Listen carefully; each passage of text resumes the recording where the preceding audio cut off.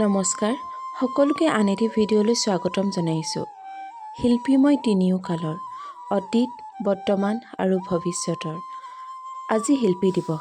ৰূপান্তৰৰ শিল্পী ৰূপকোঁৱৰ জ্যোতিপ্ৰসাদ আগৰৱালাদেৱৰ আজি মৃত্যুৰ দিন আৰু এই মৃত্যুৰ দিনত তেখেতক শ্ৰদ্ধাৰে সোঁৱৰিছোঁ। লগতে আপোনালোকক জনাবলৈ পাই সুখী হৈছোঁ যে আমাৰ গাঁৱত পোনপ্ৰথমবাৰৰ কাৰণে শিশুসকলৰ বাবে মইনা পাৰিজাত নামৰ এটা অনুষ্ঠান আয়োজন কৰিছে।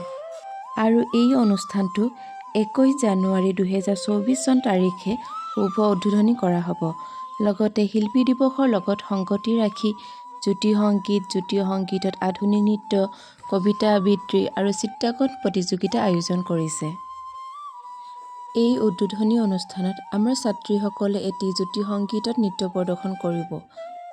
সেয়েহে আজি অনুষ্ঠানটো য'ত অনুষ্ঠিত কৰা হ'ব সেই মঞ্চতে প্ৰেক্টিচ কৰাবলৈ বুলি তাহাঁতক লৈ আহিলোঁ। আৰু এয়া চাওকচোন, চাৰিওফালে কি সুন্দৰ সুন্দৰ ছবি আঁকি থৈছে ৱালত।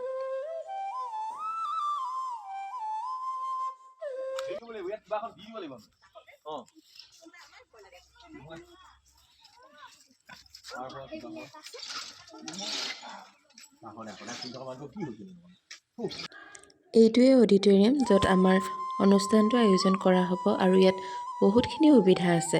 চেয়াৰ আছে, লাইট আছে, ফেন আছে, মিউজিক চিষ্টেম আছে।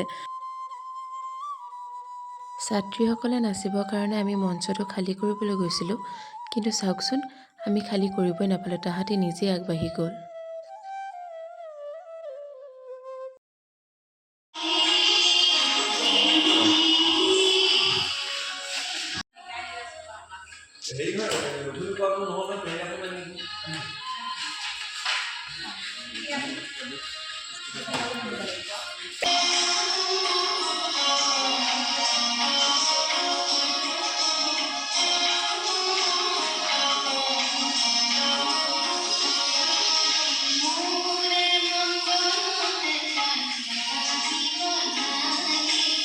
দেখিছেই, আটাইকেইজনী কণ ছোৱালী।